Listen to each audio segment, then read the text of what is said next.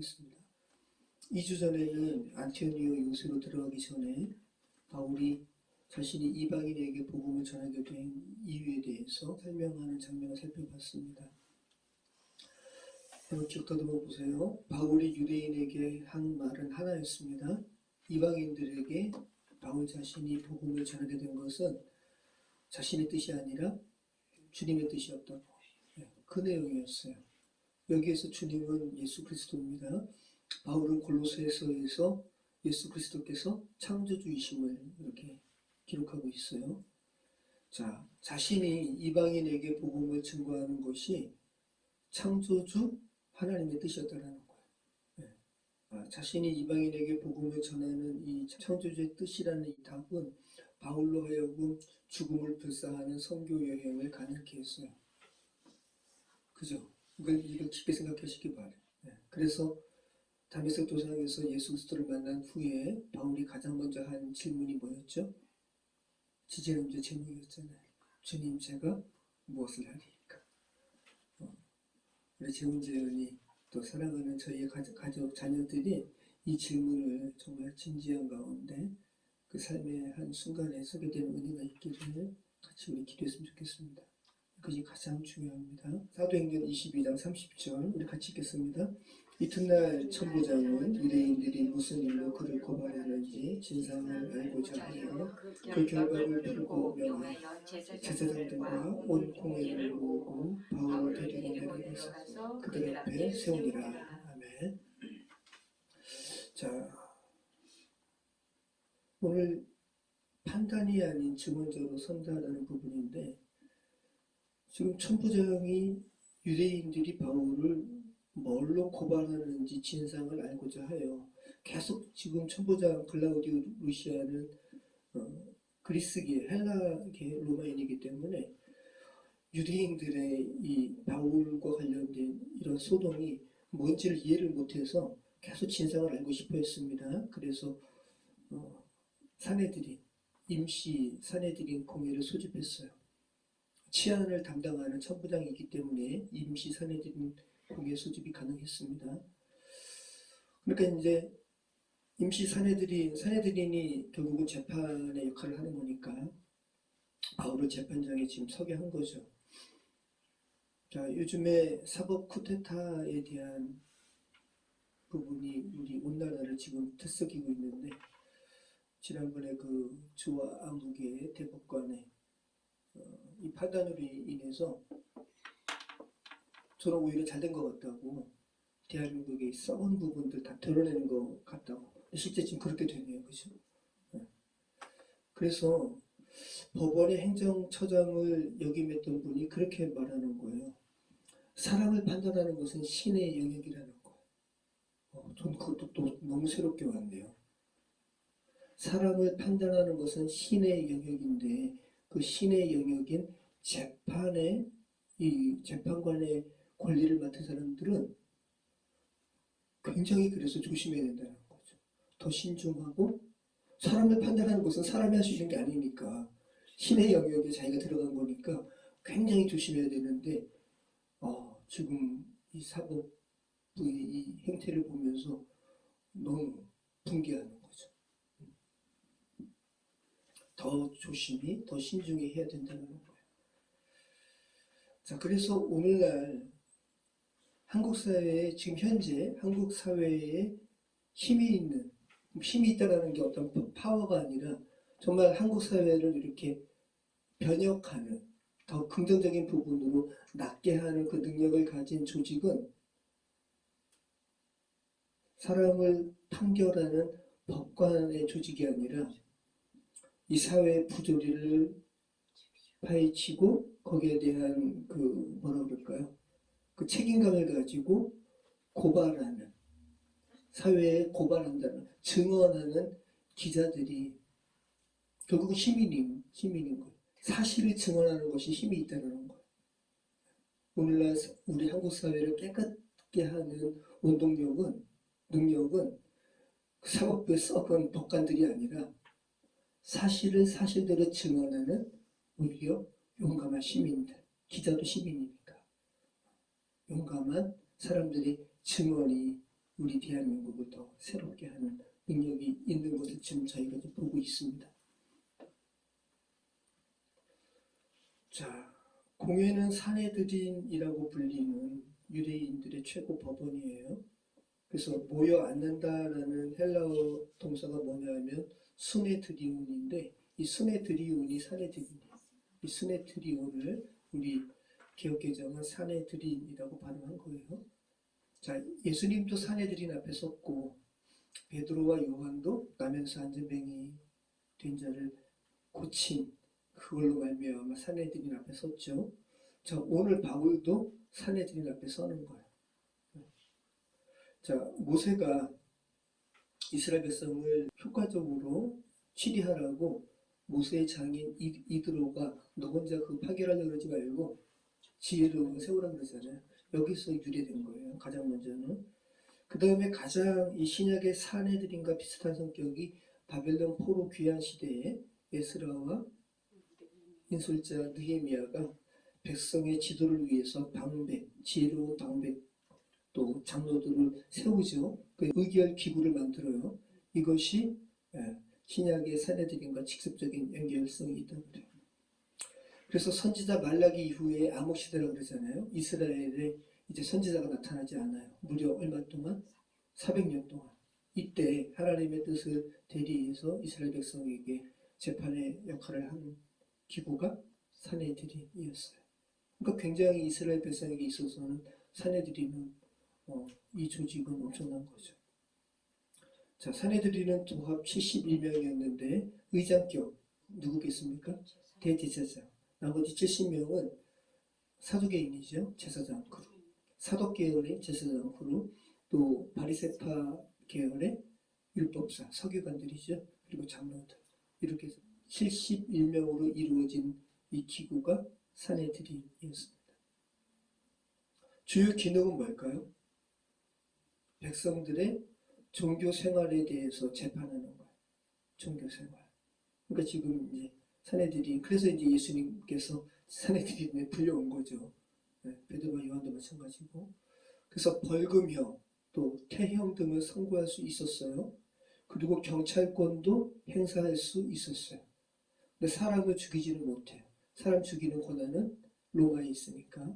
자, 경찰권을 행사할 수 있습니다. 사람들 군사처럼 사람들 이렇게 인솔해가지고 예수님 겟세마네 동산에서 잡힐 때, 그죠? 사내들인에서 군사처럼 몽둥이 들고 와가지고 체포하러 온 거 아니에요. 그래서 예수님께서 야, 내가 너희 신에 있을 때, 예루살렘에 있을 때 그때는 잡지 않고 지금 몽둥이 들고 나를 잡으러 오니? 이렇게 이야기한 거죠. 자, 이러한 이 공회가 지금 열렸습니다. 임시적으로 열린 거죠. 자, 우리 23장 1절로 2절 다시 한번 읽어보겠습니다. 바울이 공회를 주목하여 이르되 여러분 형제들아 오늘까지 나는 범사에 양심을 따라 하나님의 선배들을 하거늘 대제사장 아나니아가 바울 곁에 서 있는 사람들에게 그 일을 치라 명하니. 자, 바울이 공회를 주목합니다. 한번 이렇게 영화를 찍는다 생각하시고 한번 여러분이 그 장면을 상상해 보세요. 바울이 자신을 신문하려고 재판하려고 71명의 이렇게 사내들이 이렇게 모인 상태에서 이 사람들을 쳐다보는 거예요. 주목하는 거죠. 둘러봤겠죠, 이렇게. 그러면서 뭐라 그럽니까? 오늘까지 나는 범사에 양심을 따라 하나님을 섬겼노라. 이 말밖에 안 했거든요.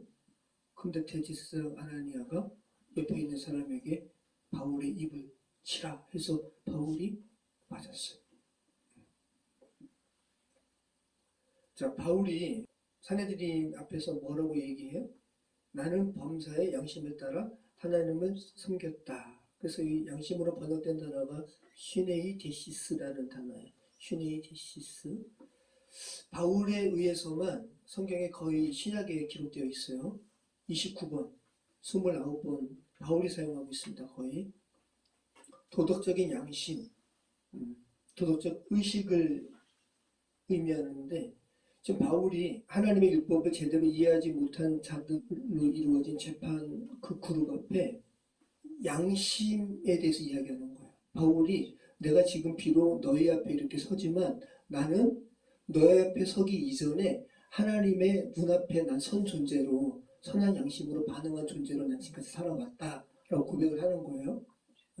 하나님 앞에 정직하게 대제사장으로서 또 율법사로서 이렇게 온전히 살아가는 것이 아니라 다 자기 기득권 가운데 살아간 사람들이 바울이 그렇게 말을 하니까 양심에 찔린 거예요. 그래서 바울 입을 치락 말한 거예요. 자, 이 바울의 고백. 오늘까지 나는 범사의 양심에 따라 하나님을 섬겼노라. 이것을 오늘날 자주 등장하는 말로 하면 뭐예요? 코람된 거죠. 하나님 앞에 나는 항상 하나님을 의식하며 나는 살았다. 하나님의 이 신전신앙이에요. 하나님 앞에 선자로 바울이 살았다라는 고백을 지금 하고 있어요. 자, 이 바울이 이런 선한 양심에 대해서 계속 얘기하는데 우리 디모데전서 한번 1장 4절로 우리 7절 말씀까지 한번 보시죠. 신하와 끝없는 족보에 못도하지 말게 하리라. 이런 것은 믿음 안에 있는 하나님의 경륜을 이루보다 도리어 변론을 내는 것이라. 이 교훈의 목적은 청결한 마음과 선한 양심과 거짓이 없는 믿음에서 나는 선한 믿음은 사람들이 이에서 벗어나 헛된 말에 빠져 율법의 선생이 되려나 자기가 말하는 것이나 자기가 확증하는 것도 깨닫지 못하는. 바울이 예수 그리스도를 만난 이후에 하나님 앞에 새롭게 깨어져서 새롭게 하나님 앞에 반응하는 선한 양심에 대해서 굉장히 바울은 집중하고 있는 거예요. 그래서 디모데에게 그 이야기를 해요. 자, 디모데전서 3장 8절. 자, 직분자 세우는 데 대해서 깨끗한 양심, 이 양심이 하나님 앞에 새롭게 되살아난 자야 된다. 이렇게 이야기하는 거죠. 같이 읽겠습니다. 이와 같이 집사들도 정중하고 일부이언을 하지 아니하고 술에 임박이지 아니하고 더러운 일을 탐하지 아니하고 깨끗한 양심에 믿음의 비밀을 가진 자라 할지니 이에 이 사람들을 먼저 시험하여 보고 그 후에 책망할 것이면 집사의 직분을 맡게 할 것이요. 자, 디모데전서 4장 1절 같이 읽겠습니다. 그러나 성령이 밝히 말씀하시기를 후일에 어떤 사람들이 믿음에서 떠나 미혹하는 영과 귀신의 가르침을 따르리라 하셨으니 자기 양심이 화인을 맞아서 외식함으로 거짓말하는 자들이라. 네. 믿음에서 떠난 자들 자신의 하나님 앞에 깨끗한 양심이 화인 맞아가지고 마비됐다라고 지금 표현하고 있어요. 자, 그래서 지금 바울은 임시로 모인 사내들인 재판정에 섰지만 사람의 모임인 재판정 이전에 이미 자신은 하늘의 재판정 앞에 서 있는 인식을 계속 가져왔다 라고 지금 말하고 있는 거예요.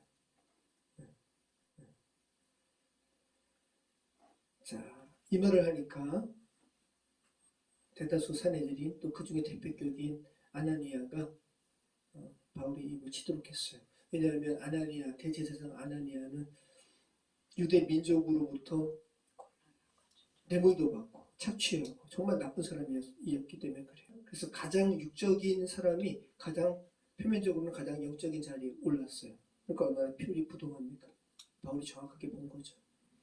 그래서 3절의 말씀 보면 바울이 뭐라 그럽니까? 우리 같이 읽겠습니다. 5절까지 바울이 이르되 회칠한 자이여 하나님이 너를 치시리로다. 내가 너를 율법대로 심판한다고 앉아서 율법을 어기고 나를 치하느냐 하니 곁에 선 사람들이 말하되 하나님의 대제사장은 내가 욕하느냐. 바울이 이르되 형제들아 나는 그가 대제사장인 줄 알지 못하였노라. 기록하였을 때 너의 백성의 관례를 비방하지 말라 하였느니라 하더라. 지금 바울이 실제로 대제사장을 알아보지 못했을 수도 있고, 근데 이제 바울은 실제로 알아보지 못했을 거예요. 근데 자연스럽게 이 바울의 말이 정말로 대제사장이면 어떤 율법을 어겼는지 조사도 하지 않고 바울을 때리라는 말을 못했을 거라는 거죠. 그러니까 실제로도 아나니아가 대제사장적인 그러한 행동에 걸맞는 행위를 하지 않았다는 거예요. 하나님의 명예를 지키기 위할 때만 유대인을 때릴 수 있다 그래요. 자, 그런데 유대 백성에게는 지금 아나니아가 하나님을 섬기는 사람의 대표격으로 선 사람인데 실제 바울이 율법을 어겼는지 어기지 않았는지 하나님의 명예를 더럽혔는지 조사도 하지 않고 바로 때리라고 하는 거니까 율법을 대표하는 재판장의 역할을 감당할 수가 없는 사람이잖아요. 거기에 대해서 지금 이야기하는 거예요. 그래서 바울이 회칠한 담이라고 직설적으로 지금 말을 하는 겁니다. 자, 회치를 하게 되면 색깔이 어떻게 돼요? 하얗게 돼요. 네. 자, 고대 유대 사회에서 무덤은 시체가 있는 곳이니까 율법적으로 부정해요, 부정하지 않아요? 부정하죠. 시체를 맞은 자는 또 이렇게 격리돼서 그러니까. 그래서 무덤을 만지거나 그 위를 지나가게 되면 부정해졌어요. 그런데 유월절 같은 절기 가운데는 많은 사람들이 이렇게 예루살렘으로 오는데 무덤 위를 걸을 수가 있잖아요. 그죠? 그러니까 무덤을 표시를 했다고요. 희게. 그래서 멀리서도 봐서 아 무덤이구나 만지지 않도록 일부러 구별하기 위해서 흰 석회칠을 했어요. 그러니까 겉으로 보이면 흰색 정결하지만 실제로는 그 안에는 뭐가 있는 거예요? 썩은 시체가 있는 거니까 표리부동함의 어떤 대명사적인 표현인 거죠. 회칠한 부동. 그러니까 지금 대제사장에게 바울이 이렇게 말을 하는 거예요. 지난 사법 쿠데타라고 할 수 있는 판결에서도 한국의 대법관들이 그런 모습 보여줬죠. 멀쩡한 법복에, 그죠? 헌법이라고 이렇게 새겨져 있는 넥타이 매면서 정말로 그 판결 내용은 구린내 나는 판결. 완전히 협작. 그러니까 손 덜덜덜 떨었다 그러잖아요. 제가 영상을 봤어요. 진짜로 A4 쓰면서 덜덜덜. 아유, 명색이 대법관인데 대법원장이 덜덜덜. 자기도 양심에 가책이 있는 거죠.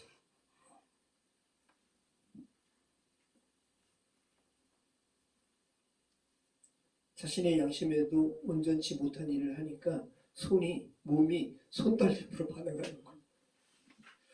자, 회칠한 담이여 하나님께서 너를 치시리로다. 바울이 아나니아 대제사장에게 한 이 말은 약 10년 후에 현실화되었어요.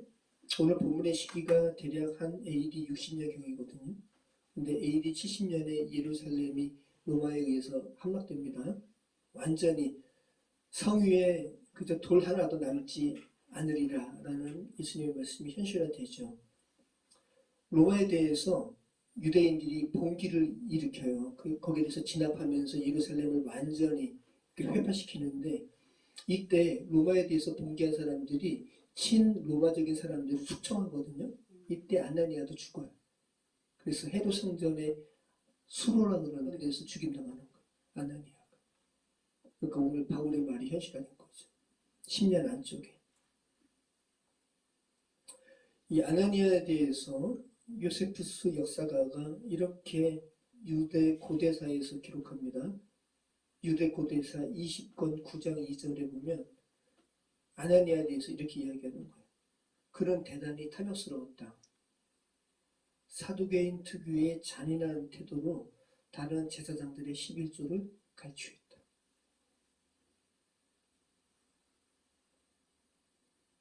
그리고 유대 전쟁사에서 또 이렇게 이야기해요. 민중은 유대 민중이죠. 대제사장 아나니아를 붙잡아 죽였고 그의 동생도 함께 살해되었다. 그래서 헤롯 성전 안에 수로에 숨어 있다가 열심당원들, 젤롯 당원이라고 그러죠. 젤롯에 의해서 죽임을 당합니다. 바울이 대제사장에게 회칠한 담이라고 이렇게 이야기하니까 곁에 선 사람들이 하나님의 대제사장에게 너가 욕을 하냐라고 이야기합니다. 우리 4절로 우리 5절 말씀 같이 읽겠습니다. 곁에 선 사람들이 말하되 하나님의 대제사장을 내가 욕하느냐. 바울이 이르되 형제들아 나는 그가 대제사장인 줄 알지 못하였노라. 기록하였으되 너의 백성의 관리를 비방하지 말라 하였느니라 하더라. 자, 아무튼 바울은 대제사장인 줄 알지는 못했습니다. 근데 결국은 대제사장에게 정확하게 바울이 이렇게 신랄한 거죠. 자, 바울이 이 아나니아가 대제사장인 줄 알지 못한 까닭이 몇 개가 있는데, 첫째는 이 모임이 정식 사내들인 소집이 아니었기 때문에 그래요. 임시적인 것이었어요. 그래서 정식 사내들인에 합당한 그런 옷을 다 차려입지 않고 이 사내들인 공회원들이 모였던 것 같아요. 또 두 번째는 또 뭐죠? 그러니까 바울이 결국은 이렇게 꼬집게 된 말이었는데, 율법을 어겼는지 하나님의 명예를 더럽혔는지 확인도 하지 않고 바울의 입을 치라라고 말하는 그 사람이 대제사장일 리는 없지라는 이 풍자격이기도 하다는 거예요. 자, 우리 6절로 우리 10절 말씀 같이 읽겠습니다. 바울이 그중 일부는 사두개인이요 다른 일부는 바리새인인 줄 알고 공회에서 외치기를, 여러분 형제들아, 나는 바리새인이요 또 바리새인의 아들이라. 죽은 자의 소망 곧 부활로 말미암아 내가 신문을 받노라. 그 말을 한즉 바리새인과 사두개인 사이에 다툼이 생겨 우리가 나누어지니, 이는 사두개인은 부활도 없고 천사도 없고 영도 없다 하고 바리새인은 다 있다 함이라. 크게 떠들세 바리새인 편에서 몇 서기관이 일어나 다투어 이르되, 우리가 이 사람을 보니 약한 것이 없도다. 혹 영이나 혹 선사가 그에게 말하였으면 어찌하겠느냐 하여 큰 분쟁이 생기니, 천부장은 바울이 그들에게 지켜줄까 하여 금년을 명하여 내려가 무리 가운데서 빼앗아 가지고 영내로 들어가라 하니라. 자, 며칠 전에 우리 바울의 부활에 대해서 우리가 이야기했기 때문에 지금 사두개인은 부활이 없다 하죠. 왜 없다 해요? 사두개인은 창출 내미신 토라만 이렇게 읽어요. 토라만 공부하는 사람들인 거예요. 근데 토라에 보면 부활에 대해서 안 나와요. 천사도 안 나오고 영도 안 나와요. 그러니까 사두개파는 부활과 천사 또 영의 존재를 부인했어요. 근데 바리새파는 토라 외에 성문서 그리고 예언서. 성문서는 뭐죠? 케투빔이죠. 예언서는 느비, 토라, 느비임, 케투빔.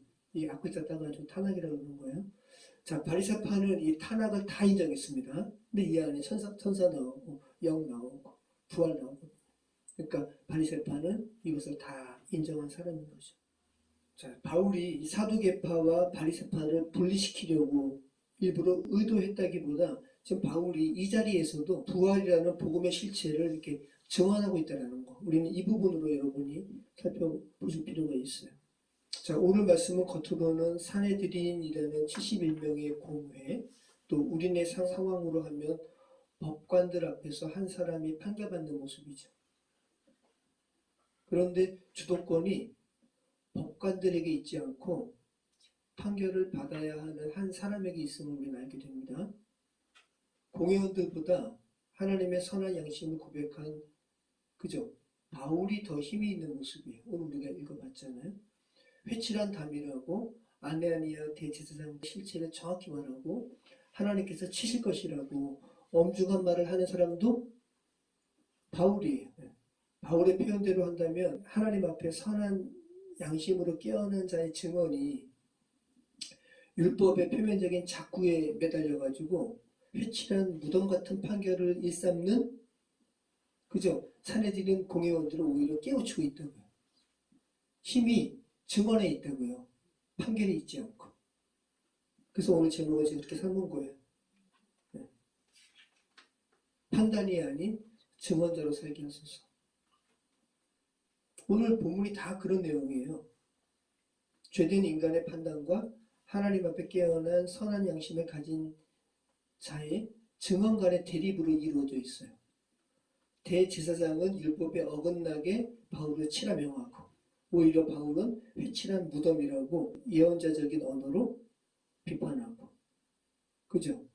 그리고 나는 부활을 믿는 사람이라고 하면서 촉발한 부활 논쟁은 오히려 인간의 상대성과 하나님의 절대성을 오히려 부과시키죠. 인간이 부활이 있다 하고 없다 한다고 해서 부활이 없어요? 아니잖아요. 오히려 하나님의 이 부활이 더 이렇게 드러날 뿐이라는 거예요. 바울은 자신은 부활을 믿는 바리새인이라고 증언한 것밖에 없거든요. 오히려 그래서 그 결과로 말미암아 하나님의 이 진리가 이렇게 드러난다는 거. 자, 여러분 판단하는 자로 살고 싶으세요? 증언자로 살고 싶으세요? 그죠? 증언자로 살기를 원하시죠. 그런데 우리는 판단하는 것을 멈추는 것이 쉬워요? 어려워요? 굉장히 어려워요. 왜냐하면 저와 여러분이 판단받고 살아왔기 때문에. 판단받고 살아왔기 때문에 남을 판단하는 자리에 먼저 서는 것이 너무 쉬웁니다. 우리는 너무 오랜 세월 정죄와 판단의 세계에서 살아왔기 때문에 어른이 된 지금은 너무 쉽게 판단하고 정죄하는 그 자리에 우리도 서 있는 거예요. 그 정죄가 크리노라는 말이거든요. 조각낸다는 거예요. 그래서 예수님께서 그죠? 가늠한 여인 이렇게 데려와가지고 예수님께서 어떻게 판결하나 보자 하면서 그렇게 예수님을 고소한 사람들에게 그죠? 정죄는 결국은 관계를 끊는 것임을 이야기하는 거예요. 여러분 가위로 자르는 게 정죄라니까요. 크리노, 카타크리노. 그러니까 정죄는 가위로 자르는 크리노 앞에 카타라는 그리고가 붙은 거예요. 엔드가 붙은 게 카타크리노예요. 여러분 보세요. 가위로 자르고 또 자르고 또 자르고 이게 정죄예요. 남을 정죄하면 타인과 내 사이를 내가 이렇게 싹둑 잘라버려요. 그러면 계속 잘라버리면 어떻게 되는 거예요? 다 고립되는 거예요. 그래서 현재 우리가 살고 있는 사회도 온통 판단과 정죄로 서로 난도질하는 그런 이렇게 상황이 되었습니다. 그럼 이 죄된 세상에 어떤 자가 이 판단과 정죄의 행위를 멈출까요? 바울처럼 창조주를 만난 자, 그죠? 창조주 하나님의 그 사랑을 경험한 자만 판단과 정죄를 멈출 수가 있습니다. 그래서 그런 자만 증언할 수가 있어요. 하나님의 사랑을 경험했으니까 증언할 수 있는 거 아니에요. 네. 그리고 그 증언자의 힘이 판단하는 자의 능력보다 더 강하다고요. 오늘 우리가 읽은 사도행전 본문은 그 부분을 이야기하고 있습니다. 오늘 말씀 가장 짧네요, 그죠? 오늘 바울처럼 판단과 정죄가 가득한 세상에서 하나님 앞에 선한 양심으로 증언하는 것이 능력이구나 라는 것을 체험하는 저와 여러분의 삶이 되시기를 축원합니다. 기도하겠습니다. 참 좋으신 하나님 감사합니다. 우리가 살아가는 이 인생이 너무 길고 또 지나고 나면 소살같이 빠른 세월이었다고 이야기하지만 그 순간순간은 너무 긴 세월임을 다시 한번 고백합니다. 우리가 어릴 적에 경험했던 또 우리가 쉽지 아니한 결혼 생활에서 경험했던 그 아프고 쉽지 않은 그 시간들이 너무나 길었습니다.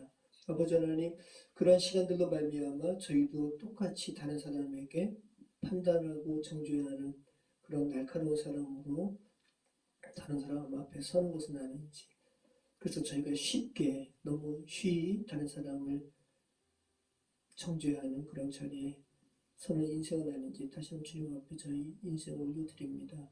아버지 하나님, 저희가 더 이상 판단하는 자리에 서지 않게 하시고 하나님의 사랑을 증언하는 사람으로 설 수 있도록 성령 하나님 함께해 주시옵소서. 예수 그리스도 이름으로 기도합니다. 아멘.